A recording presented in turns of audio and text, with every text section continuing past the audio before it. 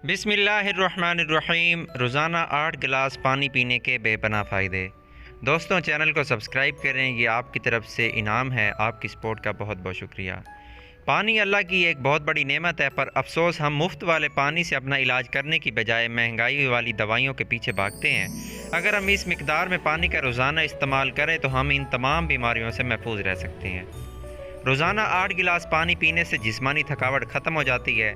अगर आप हाजमे वाली फकियाँ खाकर तंग आ चुके हैं तो रोज़ाना 8 गिलास पानी पीना शुरू कर दें, क्योंकि ये निज़ाम हाजमा को बहुत बेहतर बनाती है।